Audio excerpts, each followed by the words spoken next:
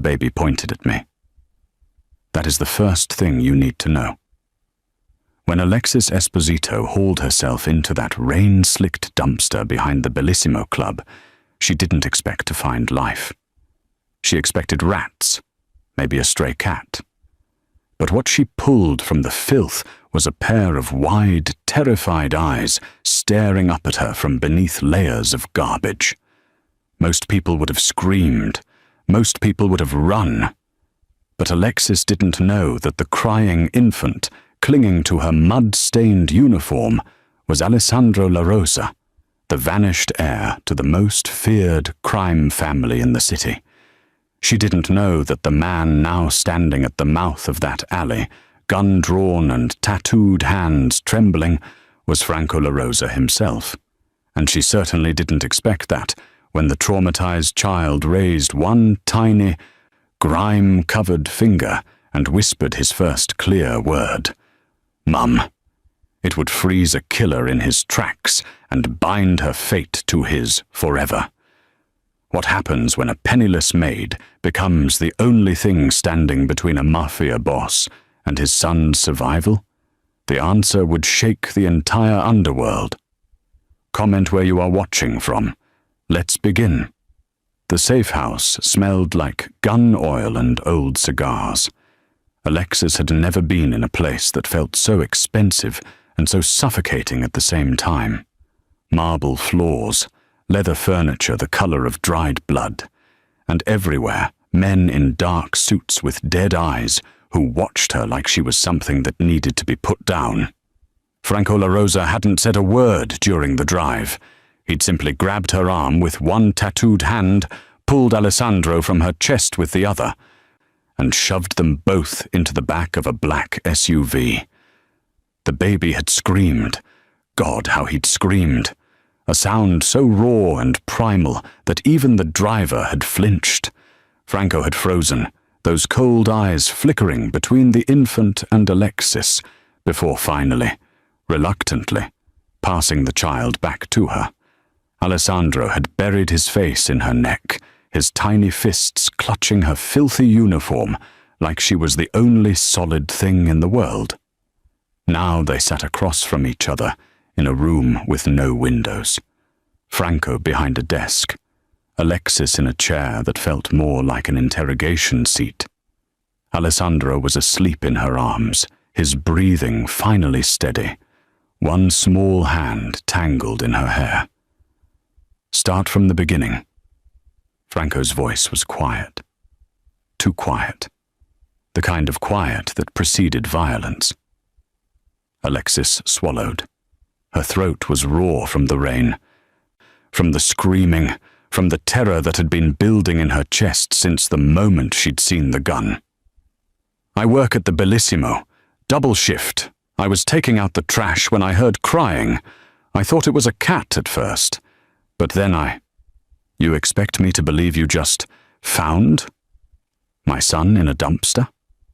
Franco leaned forward, and Alexis could see the tattoos creeping up from his collar. Roses, thorns, names she couldn't read. You expect me to believe you had nothing to do with putting him there? I didn't even know who he was. The words came out sharper than she'd intended. Alessandro stirred against her shoulder, and she forced herself to lower her voice. I've never seen you before, in my life. I don't know anything about your family or your business or... Then why did he call you Mum? The question hung in the air like smoke. Alexis had been asking herself the same thing for the past hour. She looked down at the baby, at his tear-stained face and the grime still clinging to his red onesie. I don't know. Maybe he's confused. Maybe he's traumatized. Maybe you've been taking care of him. Franco stood, and suddenly the room felt smaller. He moved around the desk with the grace of a predator, stopping just close enough that Alexis could smell his cologne. Something dark and expensive that made her stomach twist. Maybe someone paid you to kidnap him. Maybe you've had him this whole time, and tonight was just theater. A performance designed to make me think you're some kind of hero. Alexis's hands tightened around Alessandro. If I kidnapped him, why would I be climbing into a dumpster to pull him out, to cover your tracks, to gain my trust? Franco crouched down until they were eye level, and Alexis forced herself not to look away. To get close to me. I don't want to be close to you. The anger surprised her. It burned through the fear, hot and sudden. I don't want to be here at all. I want to go home. I want to take a shower and forget this entire nightmare happened. But I can't, because this baby, your baby, won't let go of me. As if on cue, Alessandro's eyes fluttered open. He looked at Franco, and his face crumpled. The wail started low, building into something that sounded like pure heartbreak. Franco reached for him, and the screaming intensified. The baby kicked, arching away from his father, his small face turning purple with the effort of his cries. "Alessandro!"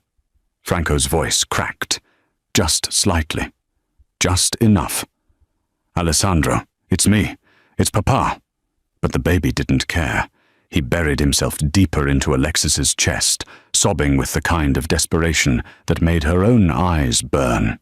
She rocked him instinctively, murmuring nonsense words, and slowly, so slowly, the crying subsided into hiccups. Franco stepped back. His jaw was tight, his hands curled into fists at his sides. For a long moment, he just stared at them, at his son, at the stranger his son had chosen. "DNA test," he said finally. "We'll know by morning if you're lying about being his mother." "I'm not his mother." Alexis's voice was steady now, certain. "But right now, I'm the only one he wants." Franco's eyes flashed with something dangerous, something that might have been anger or might have been pain. "Then you'll stay here, with him, until I figure out what the hell is going on. And if I refuse?" The smile Franco gave her didn't reach his eyes. "You won't." The DNA results came back at dawn. Franco slid the paper across the breakfast table without a word, his eyes rimmed with the kind of exhaustion that came from a sleepless night, spent pacing the halls. Alexis picked up the document with one hand, while balancing Alessandro on her hip with the other. The baby was gnawing on a piece of toast, content for the first time since she'd found him. Probability of maternity, 0%.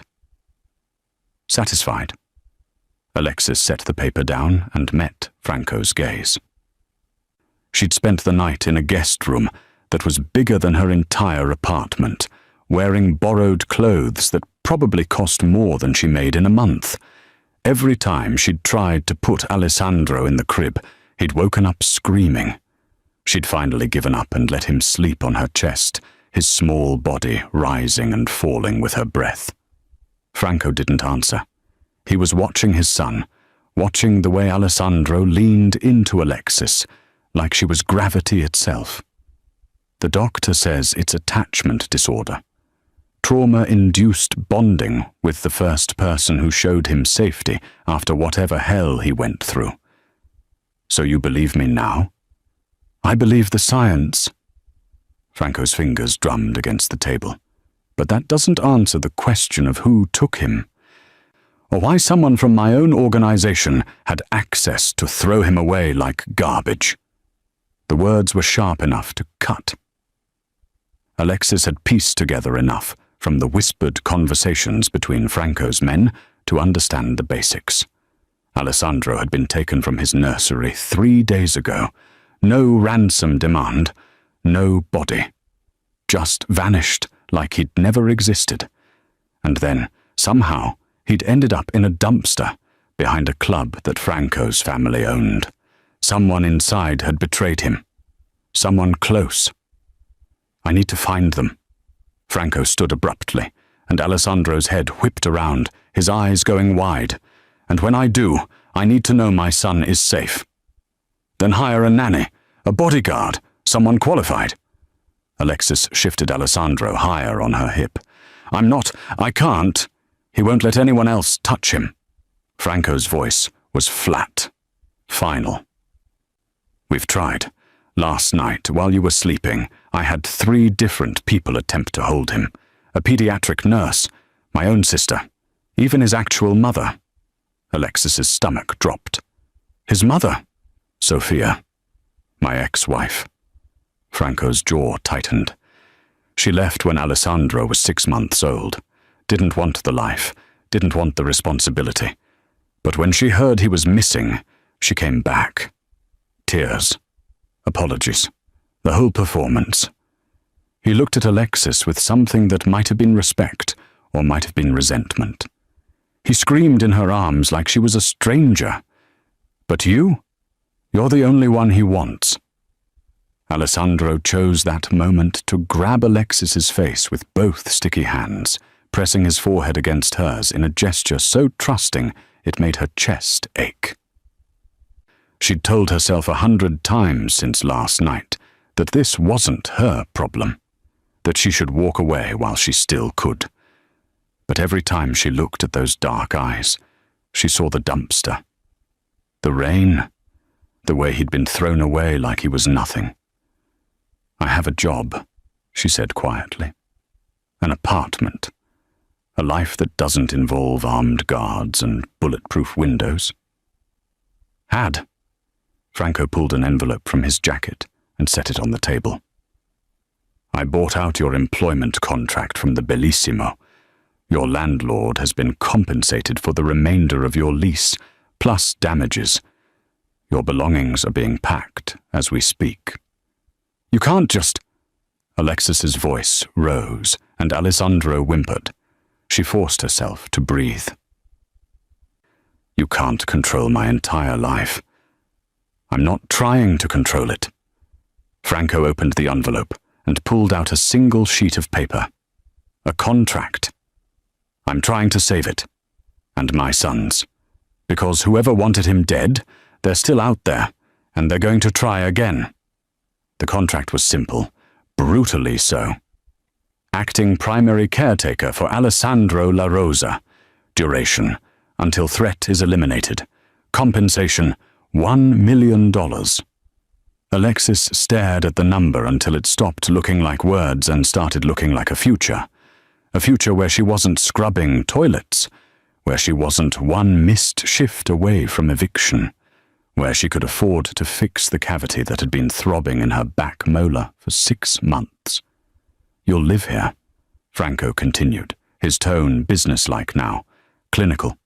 "Full security, private suite. Access to anything Alessandro needs.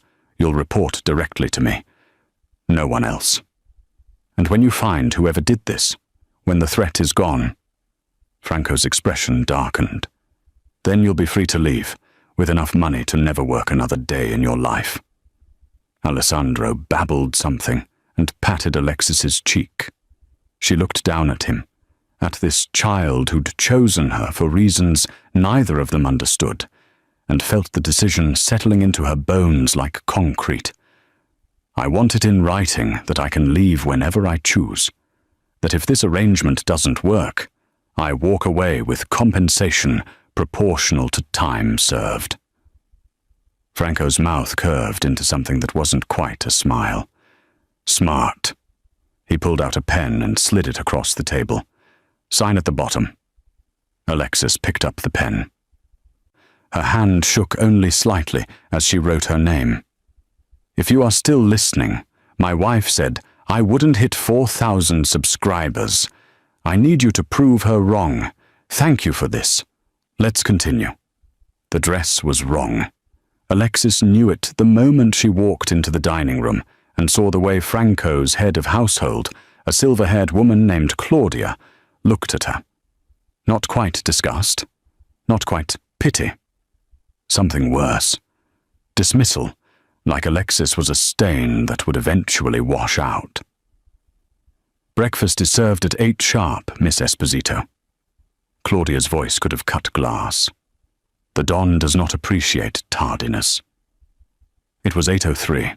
Alexis had spent the last 20 minutes trying to convince Alessandro to wear actual clothes instead of just a diaper, a battle she'd lost spectacularly. Now the baby sat on her hip in nothing but a onesie, cheerfully destroying a croissant and getting butter in her hair. Noted. Alexis slid into the chair across from Franco, who was reading something on his phone and hadn't looked up. She'd been living in the La Rosa compound for 3 days, and already she felt like an imposter in a museum. Everything here was breakable, expensive, wrong for someone whose nicest outfit before this week had been a uniform with someone else's name stitched on it.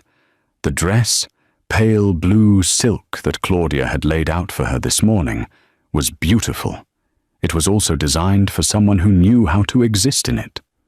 Alexis kept tugging at the neckline, hyper-aware of how much skin it showed, how different she looked from the woman who'd pulled a baby from a dumpster. "You look uncomfortable," Franco's voice made her jump. He was watching her now, those dark eyes tracking every nervous gesture. "I'm fine.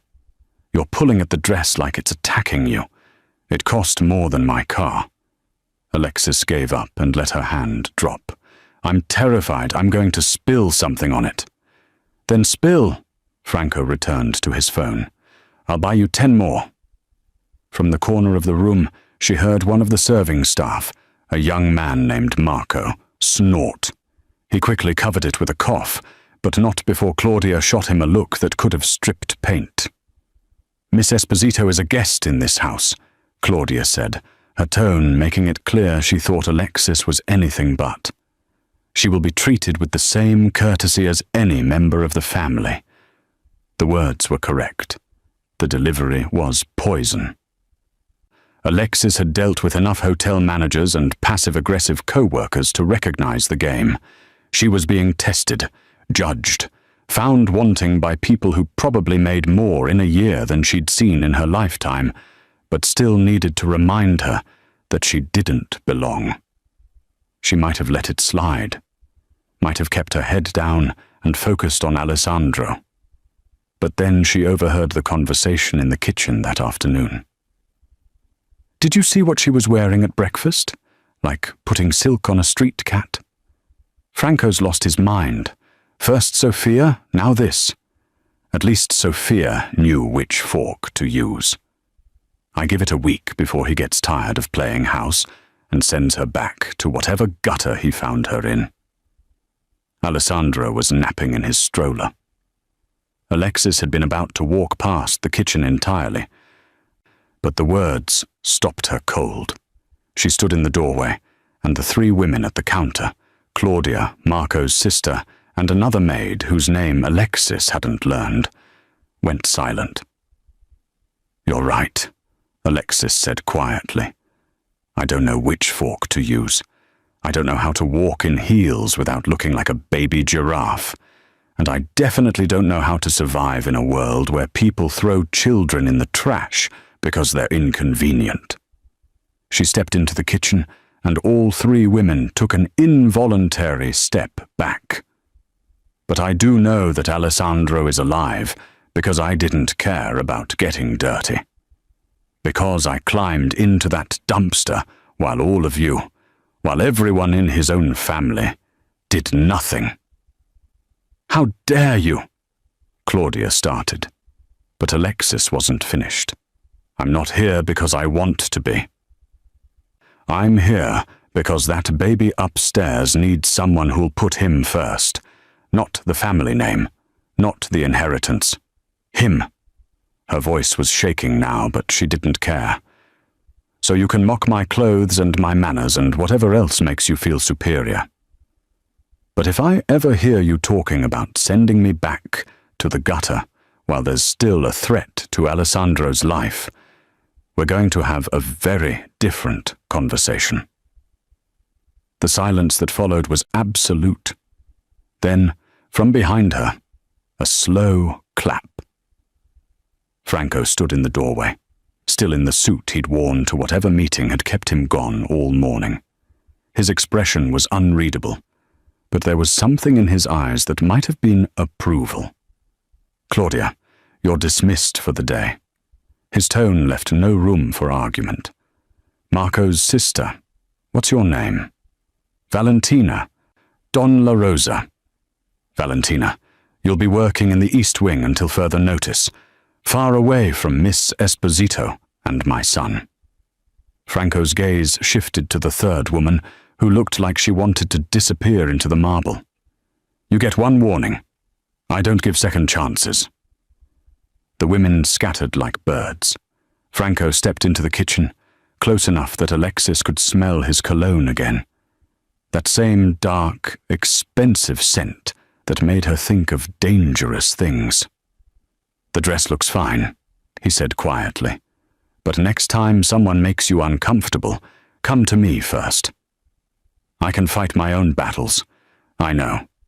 The corner of his mouth lifted, almost a smile. That's why you're still here. Alessandro had finally fallen asleep after an hour of crying. Teething, the pediatrician had said, as if that simple word could explain the way the baby had sobbed like his heart was breaking.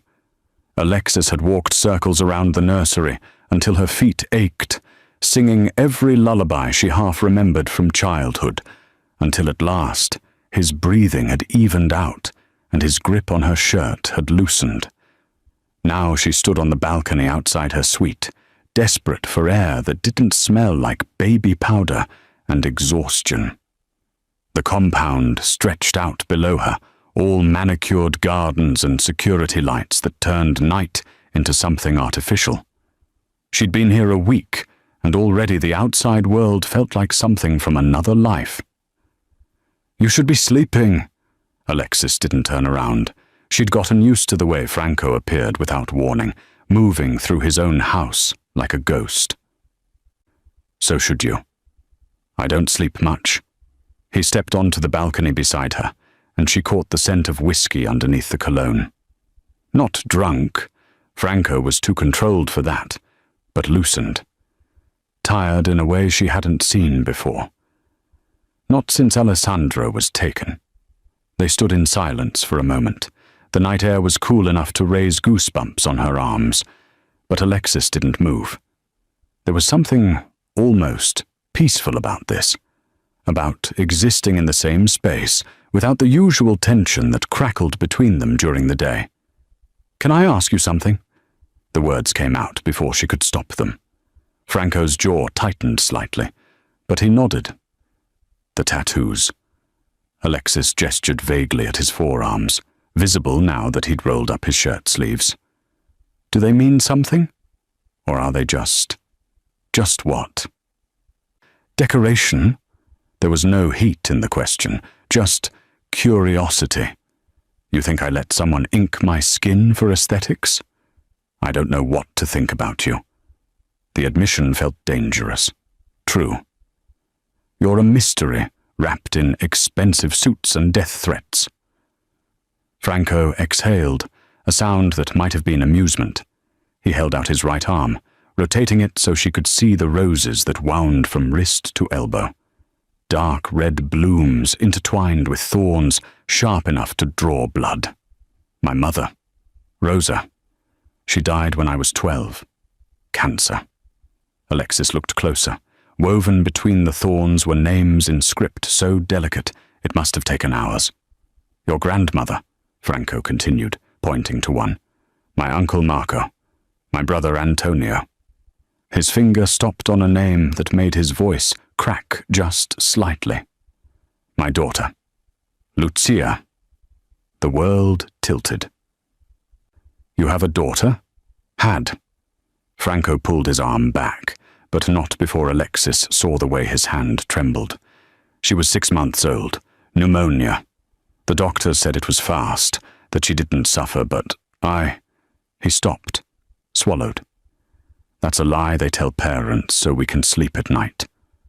Franco, I'm so... Don't! The word was sharp enough to cut. I don't need sympathy. I need you to understand why I can't lose Alessandro too.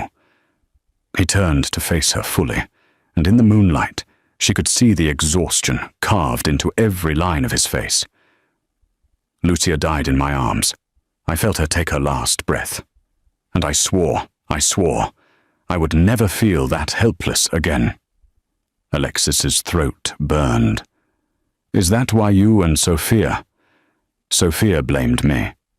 Said if I'd been a normal father, if we'd lived a normal life, the doctors would have caught it sooner. Maybe she was right. Franco looked down at his hands, at the ink that covered them like armor. She left 2 months after the funeral. Took Alessandro with her at first. But the grief, it broke her too. She dropped him back here when he was 9 months old and disappeared. I thought raising him alone would kill me. And then someone actually tried to kill him, and I realized I didn't know the first goddamn thing about being a father. The confession hung between them, raw and bleeding. Alexis had spent the last week thinking of Franco as untouchable, dangerous, a man who could snap his fingers and make people disappear. But now, standing here with his sleeves rolled up and his defenses down, he looked like what he was, a father terrified of failing again. You're not helpless, Alexis said quietly. You're doing everything you can to protect him. Am I? Because from where I'm standing, I'm paying a stranger to raise my son because he won't even look at me without crying. The bitterness in Franco's voice was palpable. What kind of father does that make me? The kind who puts his child's needs above his pride. Alexis reached out without thinking and touched the rose on his forearm, tracing the outline of a petal. These aren't just tattoos, they're promises. Proof that you remember, that you carry them with you. Franco went very still under her touch. When he spoke again, his voice was rough. I'm getting one for Alessandro, when this is over, when he's safe. He will be. Alexis pulled her hand back, suddenly aware of how close they were standing. We'll make sure of it. We! Franco repeated the word like he was testing it. You say that like you're staying. I signed a contract, didn't I? Contracts can be broken. He was looking at her now with an intensity that made her pulse quicken. For the right price. I don't want your money. The words were out before Alexis could think better of them. I want Alessandro to be safe. I want him to grow up knowing he's loved. That's worth more than any contract. Something shifted in Franco's expression, softened. He reached up and touched her cheek, his tattooed fingers gentle against her skin. You're either the best person I've ever met, or the most foolish. Can't I be both? This time, when Franco smiled, it reached his eyes. Alessandro loved the garden. It was the one place where he seemed truly happy, chasing butterflies with unsteady toddler steps while Alexis followed close behind, ready to catch him when he inevitably tumbled. The roses were in full bloom, their scent heavy in the afternoon air. And for a moment, just a moment, Alexis could almost forget that they were living in a gilded cage surrounded by men with guns. She was kneeling in the grass, helping Alessandro examine a ladybug, when she felt it. That prickling sensation at the base of her neck that said she was being watched. Alexis looked up slowly, scanning the garden's perimeter. The compound was always crawling with security. Men in dark suits stationed at every entrance, cameras hidden in the hedges, pressure sensors beneath the gravel paths. Franco had explained it all with the casual efficiency of someone describing a grocery list. She'd gotten used to the constant surveillance, the way privacy was a luxury that didn't exist here. But this felt different, pointed, malicious. Her eyes caught movement near the west wing, a figure standing behind one of the tall windows, partially obscured by curtains, watching them. The angle was wrong for casual observation. Whoever it was had positioned themselves deliberately, staying just out of clear view. Alessandro squealed and grabbed her hand, oblivious to the way her heart had started hammering. Up, he demanded, making grabby hands. "Up, Mama." He'd started calling her that 3 days ago. Mama. Not the confused mum from the alley, but the full word, said with the confidence of a child who knew exactly who belonged to him. Franco had overheard it once, and had gone so still that Alexis thought he might shatter. He'd left the room without a word. "Okay, baby, up we go." Alexis scooped Alessandro onto her hip, her eyes never leaving the window. The figure shifted, and for just a second she caught a glimpse of a face, too far away to identify clearly, but close enough to see they were staring directly at her. And then they were gone. Alexis walked back to the house, with Alessandro babbling in her ear, trying to convince herself she was being paranoid. This was Franco's compound, his territory. Everyone here had been vetted, background checked, loyalty tested in ways she probably didn't want to know about. But someone had taken Alessandro. Someone had thrown him away like garbage, and Franco still hadn't found out who. That evening she mentioned it to Marco during dinner. He was one of the few staff members who'd been kind to her after the kitchen incident, bringing her coffee in the mornings and teaching her which silverware to use without making her feel stupid about it. "West Wing?" Marco frowned, setting down the water pitcher. "That's mostly storage now. Old offices. Don La Rosa's father used to conduct business there before he'd passed. Who has access? Senior family members, head of security. Claudia, I suppose, since she manages the household." Marco's expression shifted, something guarded sliding into place. "Why do you ask?" "Just curious." Alexis forced a smile. "Alessandro loves exploring. I want to make sure I know which areas are off limits." But Marco's eyes said he didn't believe her. He glanced toward the doorway, where one of Franco's guards stood, always listening, always watching. "Miss Esposito, if you're concerned about something, you should speak to the Don directly." It was good advice, logical, but something in her gut twisted at the idea. She'd already disrupted Franco's entire life, already forced him to confront the fact that his son preferred a stranger to his own father. Bothering him with shadows and paranoia felt like crossing yet another line. She waited until Alessandro was asleep that night, before she went looking. The West Wing was exactly as Marco had described, dusty, neglected, full of furniture covered in white sheets like ghosts. But as Alexis moved through the rooms, her phone's flashlight cutting through the darkness, she noticed something odd. Fresh footprints in the dust, leading to and from the window where she'd seen the figure. Her blood went cold. She followed the trail to a small office at the end of the hall. The door was ajar, and inside she could see papers scattered across a desk. Alexis pushed the door open fully, her hand shaking as she raised her phone. Photographs, dozens of them, tacked to the walls like a shrine.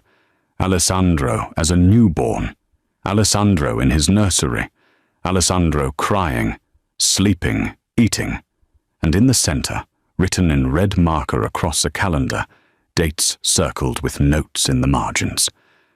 Nanny dismissed. New route to pediatrician. Security shift change. Someone had been planning this for months, documenting every detail of Alessandro's life, waiting for the perfect moment to strike. And they were still here. Alexis heard the footstep behind her, too late. She spun around, but a hand clamped over her mouth, and she felt the cold press of metal against her ribs. "You should have minded your own business," a voice hissed in her ear. Female. Familiar. "Now you're going to come with me very quietly, or the baby dies tonight." Alexis's scream died in her throat as she recognized the voice. Claudia. The gun pressed harder against Alexis's ribs, and Claudia's breath was hot against her ear. "Move." They walked through the darkened corridors of the West Wing, Claudia's grip iron tight on Alexis's arm. Every instinct screamed at her to fight, to run, but the gun was a cold promise against her side, and all she could think about was Alessandro sleeping 3 floors above them, vulnerable and unaware. "Why?" Alexis's voice came out strangled. "Why would you hurt him? You've worked for this family for 20 years. Claudia's laugh was bitter. 20 years of watching Franco's father build an empire, then watching Franco nearly destroy it with his weakness. Sophia. That dead baby. And now this. Bringing a maid into the family, like she's something precious instead of trash he picked up off the street. They'd reached the main floor now. The marble hallway stretched before them, lit by dim security lights.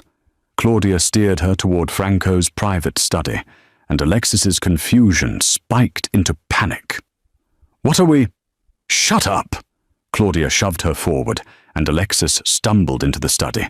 The room was exactly as Franco had left it. Papers on the desk, a half-empty glass of whiskey, his jacket draped over the chair. And there, on the side table, was Franco's mother's ring. The rose gold band with the single ruby that he kept in a velvet box, that he'd shown her once when she'd asked about the name Rosa. Claudia pulled the ring from its box and pressed it into Alexis's hand, closing her fingers around it. "Hold this." "What are you—" The slap came so fast Alexis didn't see it coming. Her head snapped to the side, and she tasted blood.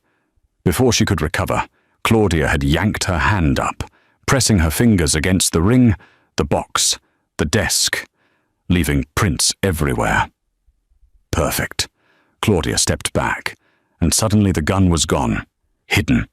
Her whole demeanor shifted, smoothing into the professional mask Alexis had seen 100 times. "Now scream." "What? I said scream!" Claudia's eyes were wild. "Or I go upstairs right now and smother that baby in his crib." The threat detonated in Alexis's chest.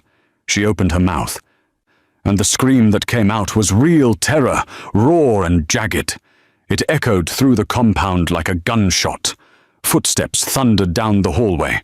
Doors slammed open. And then Franco was there, gun drawn, 3 guards at his back.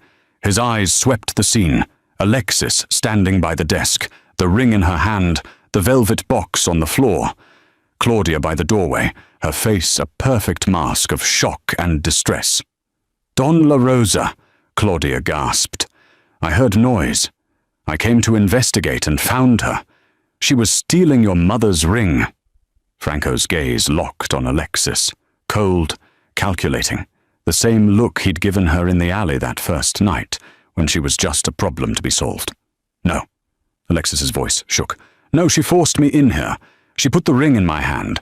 Franco, she's been— Search her." Franco's voice was flat. "Dead."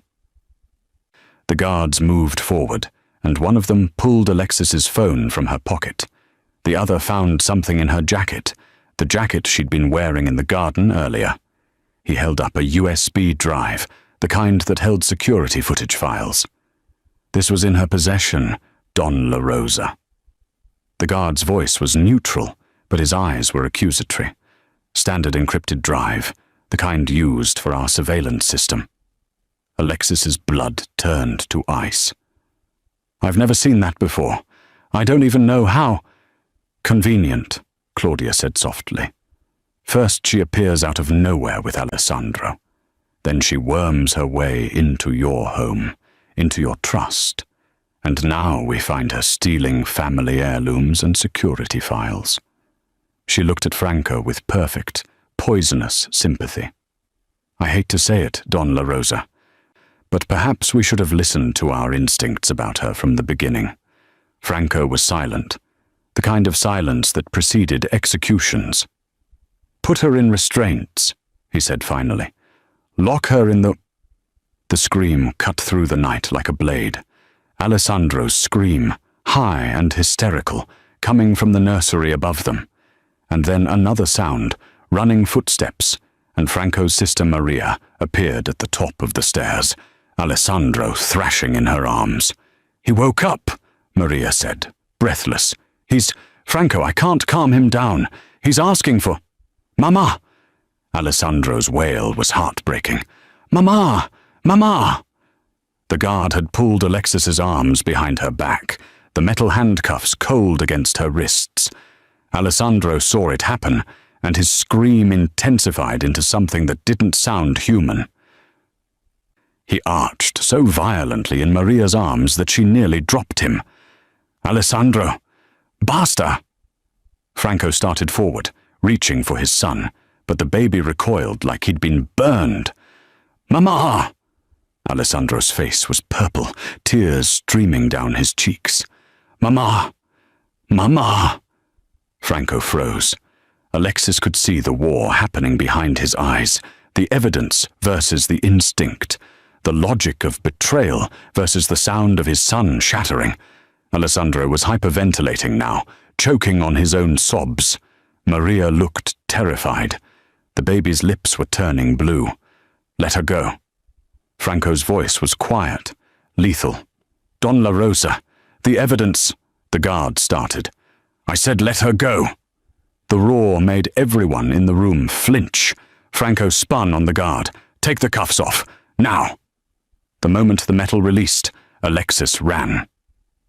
She took the stairs 2 at a time and pulled Alessandro from Maria's arms. The baby buried his face in her neck, his whole body convulsing with sobs, his small hands fisting in her hair like he was drowning, and she was air. "Shh, baby. Shh, I'm here. I'm right here." Alexis rocked him, and slowly, so slowly, the screaming subsided into hiccups, into whimpers, into the heavy breathing of exhaustion. Franco stood at the bottom of the stairs, looking up at them, at his son clinging to a woman accused of betraying everything. And Alexis saw the moment he made his choice. "Everyone out," Franco said, "except you, Claudia. You stay." The decision to move Alessandro to the secondary compound came at 3 in the morning. Franco had spent 2 hours interrogating Claudia in his study, his voice too low for Alexis to hear through the heavy door. But the gunshot at the end had been unmistakable. When he'd emerged, his white shirt had been flecked with red, and his eyes had been empty. "She talked," was all he'd said. "We leave in an hour." Now Alexis sat in the back of an armored SUV, Alessandro strapped into his car seat beside her, watching the city lights blur past the bulletproof windows. Franco was in the passenger seat, his phone pressed to his ear, orchestrating something in rapid Italian. 2 more SUVs flanked them, one ahead, one behind, filled with guards whose faces she'd learned to recognize over the past 2 weeks. "How far?" Alexis asked, her hand resting on Alessandro's leg. The baby had finally fallen back asleep, exhausted from the night's chaos. 40 minutes. Franco glanced back at her. "The house is isolated, defensible. We'll be safe there until I finish cleaning house." Cleaning house. Such a sterile phrase for what he meant. Claudia had given up names before she died, members of Franco's own organization who'd helped plan Alessandro's kidnapping. People who'd decided that Franco's grief and weakness made him a liability, that the family would be stronger without him, without his son. The ambush happened on the bridge. One moment they were crossing the Verrazzano, the water black and endless below them. The next, the lead SUV exploded in a ball of flame that turned night into day. Their driver slammed the brakes, but it was too late. A van rammed them from behind, with enough force to crack Alexis's head against the window. Alessandro woke with a scream, and the world became chaos. Gunfire shattering windows, men shouting. Franco's voice roaring orders as he returned fire through the broken windshield. "Get down!" Franco twisted in his seat, trying to shield them both, but another impact sent their SUV spinning.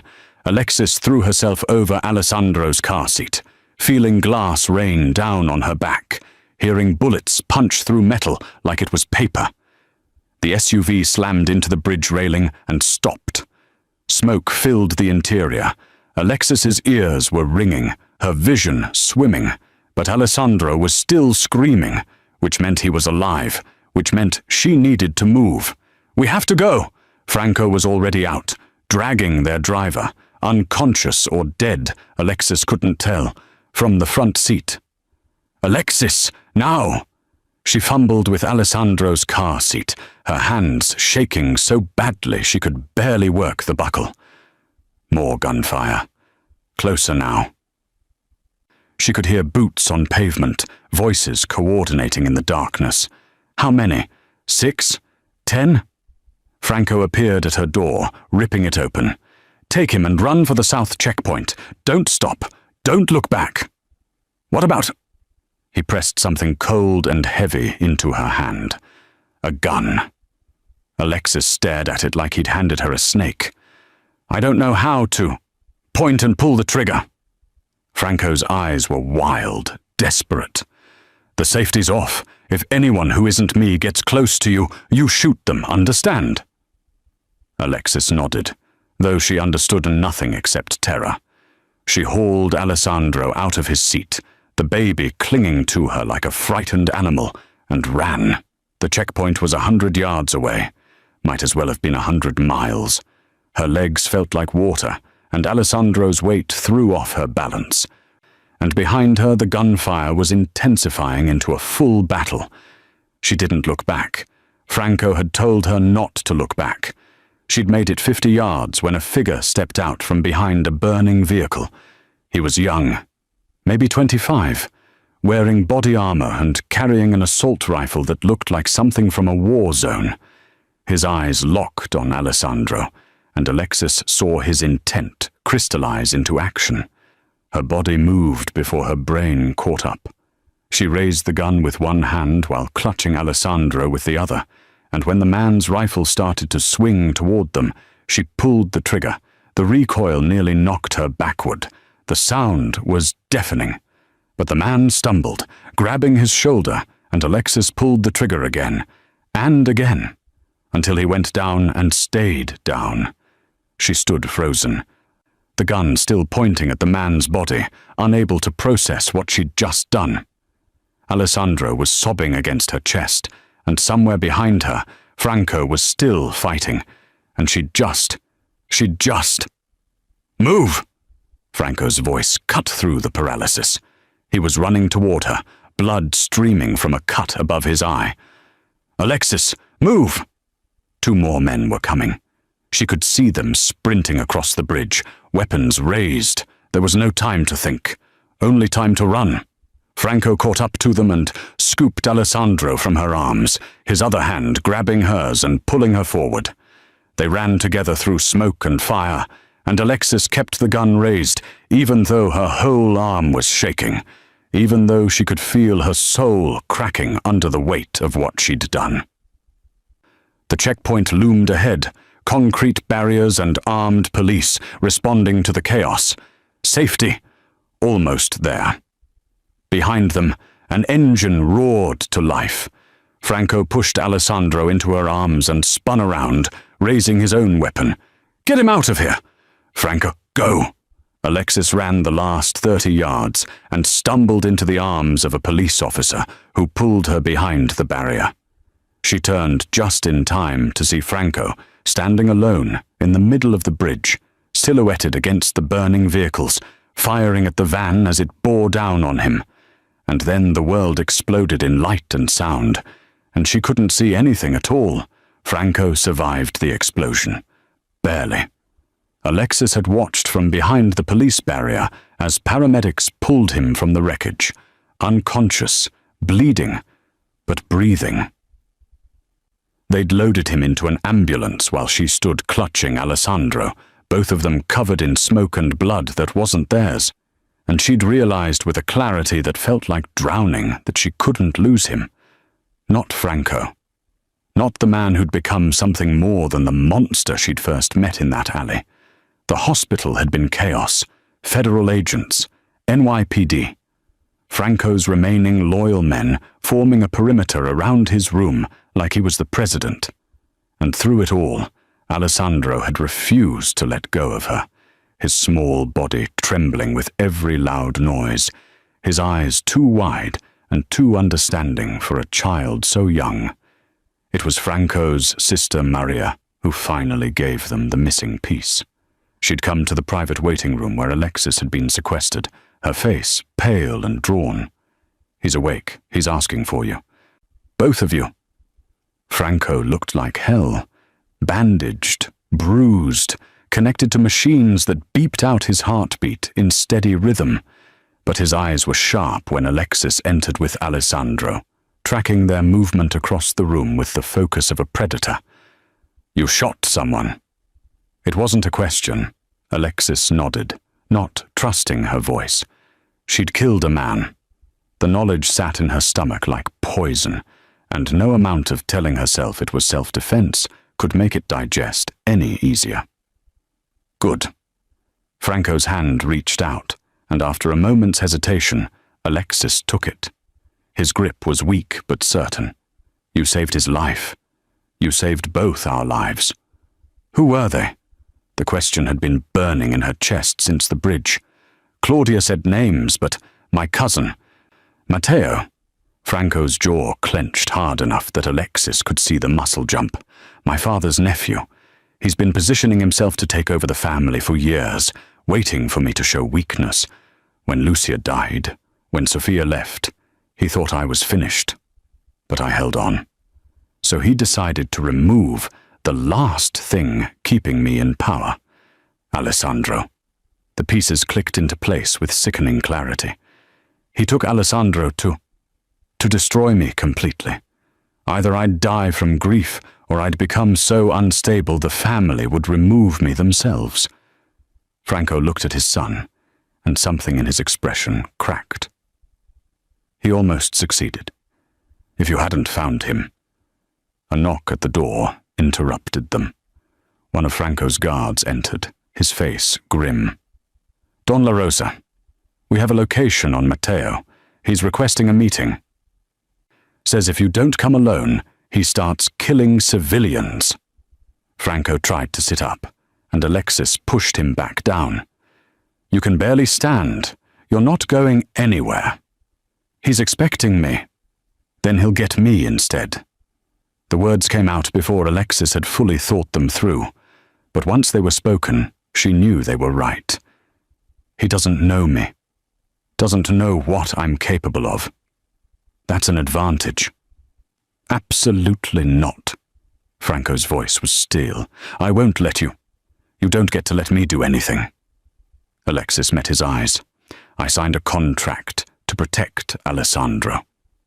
That means stopping the people who want him dead. All of them." The silence stretched between them, heavy with everything they hadn't said. Finally, Franco looked at his guard. "Where?" "The Bellissimo. The alley behind the club." Of course. Of course it would be there, where this had all started, where Alexis had pulled a baby from a dumpster and changed the trajectory of all their lives. "Wire her," Franco said. "Full tactical team in position, and if anything goes wrong, we extract immediately," the guard finished. "Understood." The alley looked exactly the same. Same dumpster, same rain-slicked pavement, same smell of garbage and desperation. But Alexis was different now. She wasn't the exhausted maid in a soiled uniform. She was wearing body armor under Franco's jacket, had a gun pressed against her spine, and had an earpiece feeding her instructions from the tactical team hidden on the surrounding rooftops. Matteo was waiting by the dumpster, and the resemblance to Franco was startling. Same sharp features, same dark eyes. But where Franco's face showed every scar and loss, Matteo's was smooth, unmarked, a man who'd never paid the cost of the power he wanted. Well, Matteo's smile was all teeth. The famous Maid. Franco sent his whore instead of facing me himself? Alexis forced herself not to react. "He's in the hospital. Thanks to you."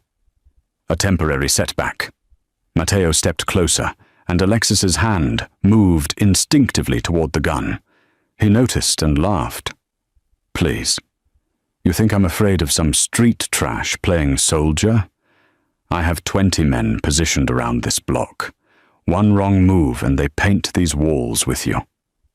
"Then why ask for a meeting?" Alexis kept her voice steady. "If you wanted me dead, I'd be dead." "Because I want Franco to watch." Matteo pulled out his phone and turned it toward her. A video feed, live footage of Franco's hospital room, of Alessandro sleeping in a chair beside his father's bed. "I want him to see what happens when he sends a civilian to do a Don's job.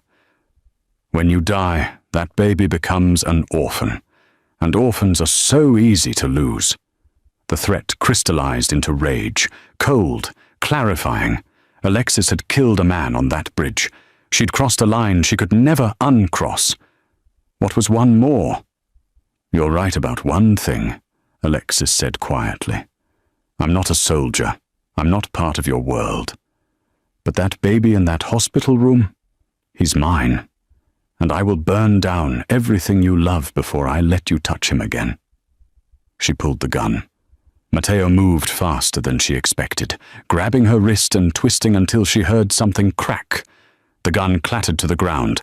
Pain exploded up her arm. But Alexis didn't scream. She kicked hard, aiming for his knee, and when he stumbled, she dove for the weapon. Her fingers closed around metal, just as Matteo's boot connected with her ribs. The air rushed out of her lungs. She rolled, gasping, and found herself staring up at the same dumpster where she'd found Alessandro. Full circle, this was where it ended. Matteo stood over her, his own gun pointed at her face. "Any last words for Franco?" "Yeah." Alexis smiled through blood. "You forgot about the tactical team." The red dots appeared on Matteo's chest like constellations. He froze, his eyes going wide, and then the night erupted in voices and movement, and armed men swarming from every shadow. Franco's guard pulled Alexis to her feet as they cuffed Matteo. "Don La Rosa's orders, Miss Esposito. Never let you out of our sight." Alexis nodded, cradling her broken wrist. Alessandro was safe. Franco was safe. And the man who'd tried to destroy them both was on his knees in the same alley where this story had begun. Sometimes, she thought, the universe had a sense of poetry. The cast on Alexis's wrist was bright white against the dark silk of the dress. She'd argued against wearing something so formal to what was essentially a family meeting, but Maria had insisted, and Alexis had learned over the past month that arguing with Franco's sister was an exercise in futility. Now she sat in Franco's study, the same room where Claudia had tried to frame her, watching Alessandro toddle around with a stuffed rabbit, blissfully unaware of the tension crackling through the air. Franco stood by the window, his back to her, shoulders tight beneath his tailored suit. He'd been released from the hospital 3 days ago, against medical advice, because Matteo's arrest had triggered a cascade of revelations that required his immediate attention. 17 members of his organization had been implicated in the conspiracy. 17 people who'd sworn loyalty and then plotted to murder a child. The executions had been swift, efficient. Franco had done what needed to be done, and Alexis had tried very hard not to think about the fact that she was living with a man who could order deaths over breakfast and sleep soundly afterward. Except he wasn't sleeping soundly. She'd heard him pacing the halls at night, had seen the exhaustion carved into his face, the way he watched Alessandro with something that looked like fear, like he was waiting for the next catastrophe, the next betrayal, the next moment when everything would be ripped away. "Sophia called this morning," Franco said finally, still not turning around. "She wants to see Alessandro." Alexis's stomach dropped. "What did you tell her?" "That I'd think about it." He turned now, and the look on his face was unreadable. She's his biological mother. Legally, she has rights. If she pushed for custody, she left him. The words came out sharp, angry. She walked away when he needed her most. I know. Franco crossed to his desk and pulled out a folder. But biology carries weight in court. Blood matters, even when love doesn't. He opened the folder and slid a document across the desk. Adoption papers. Alexis's name was already filled in as the prospective parent. Alessandro Esposito La Rosa. What is this? Alexis's voice came out strangled. A choice. Franco sat on the edge of the desk, close enough that she could see the silver threading through his dark hair, the new lines around his eyes. Matteo's arrest made national news. The FBI is investigating the entire family. Social Services has questions about Alessandro's care, about why he was missing for 3 days, about the fact that his biological mother is absent and his father is a known criminal. Franco, they're going to try to take him. The admission seemed to cost him. They're going to argue that he's not safe with me, that my life, my business, everything I am makes me unfit. And they might be right. Alessandro chose that moment to crash into Alexis's legs, holding up his rabbit for inspection. She picked him up automatically, settling him on her hip, and he immediately reached for her necklace, a simple silver chain Franco had given her last week, without explanation. But if you adopt him, Franco continued, his eyes tracking the easy way Alessandro molded himself to Alexis, if you become his legal mother, that changes everything. You're a civilian, clean record, steady employment history, the kind of parent Social Services approves of. You want me to adopt him so you can keep him? Alexis heard the bitterness in her own voice. Use me as a shield against the system. No. Franco stood abruptly, and the intensity in his eyes made her breath catch. I want you to adopt him, because you already are his mother. Because he calls you Mama, and reaches for you when he's scared, and sleeps through the night, only when you're there. Because biology doesn't mean a damn thing compared to what you've given him. The words hung in the air like a confession. Alessandro babbled something and patted Alexis's cheek, and she felt tears burning behind her eyes. The contract was supposed to end when the threat was eliminated, she said quietly. Matteo's in prison. The conspirators are dead. I fulfilled my obligation. I know. Franco moved closer until he was standing right in front of her, close enough that she could smell his cologne and see the pulse jumping in his throat. That's why this isn't about the contract anymore. This is about what happens next, what we build from here. He pulled something from his pocket, a small velvet box that made Alexis's heart stop. I'm not good at this, Franco said, opening the box to reveal a ring, rose gold with a ruby, exactly like his mother's, but sized for Alexis's hand. I'm not good at words or feelings, or any of the things a man is supposed to be when he asks someone to share his life. But I know what I see when I look at you and Alessandro together. I know that you've saved him in every way that matters. And I know that somewhere along the way, you saved me too. Franco, marry me.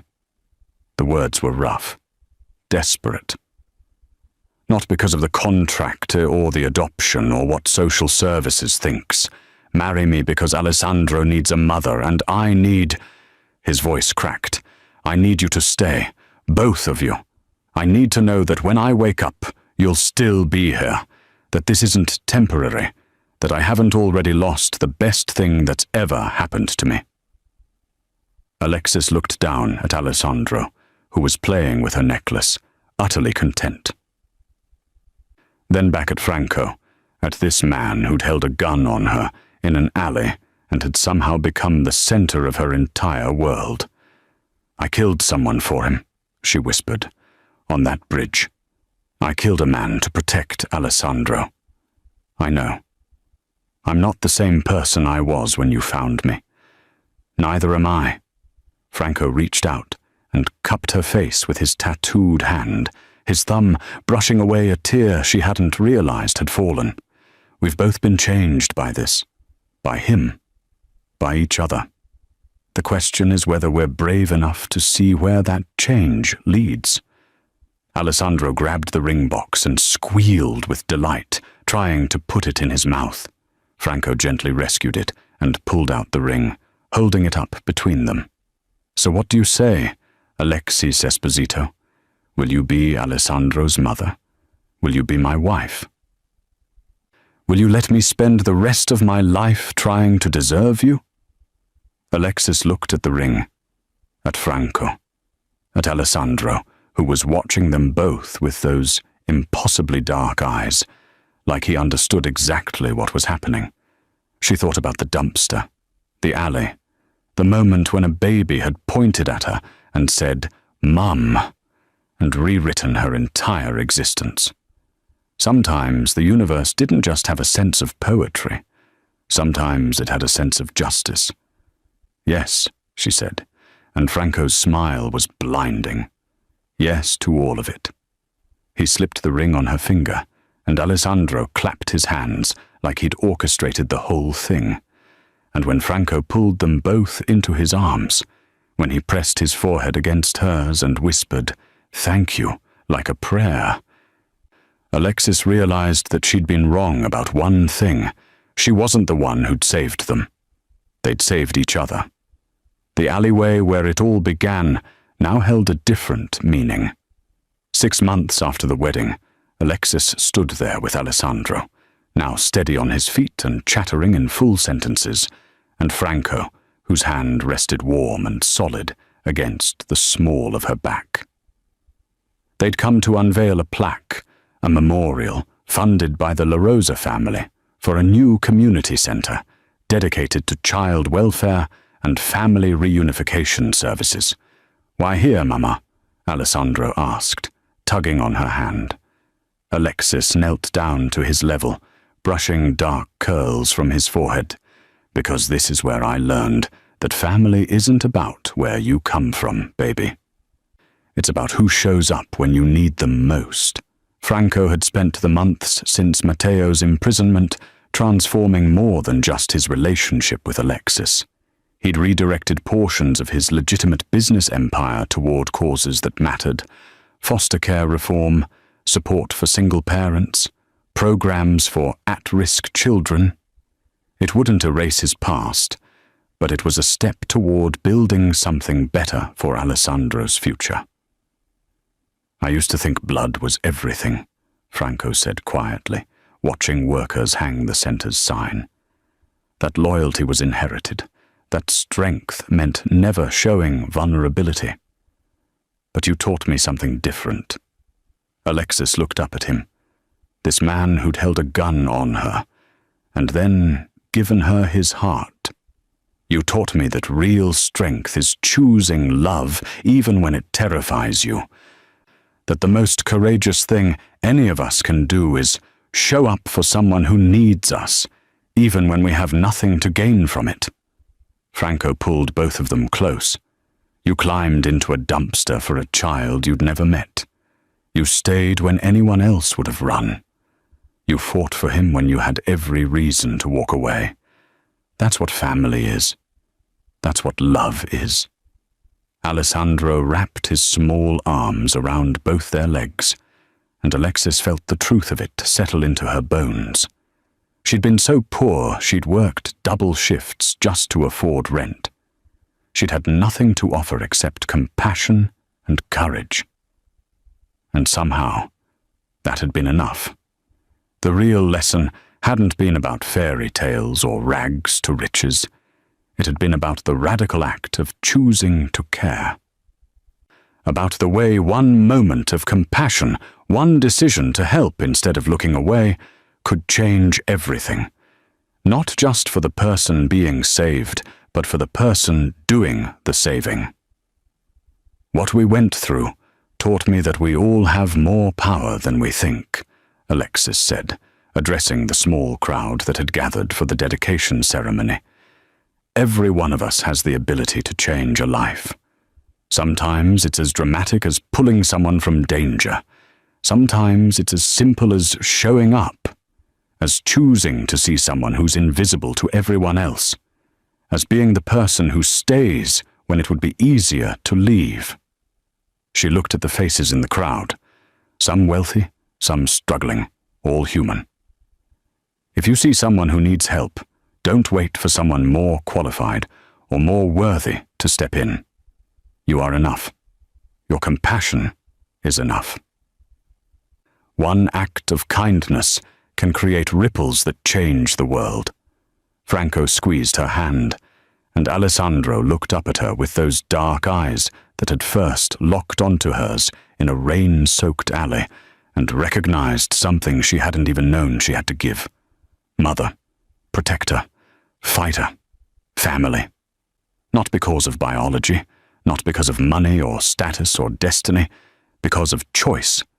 Because love, real love, was always a choice you made every single day. If this story moved you, remember, you don't need wealth or power to change a life.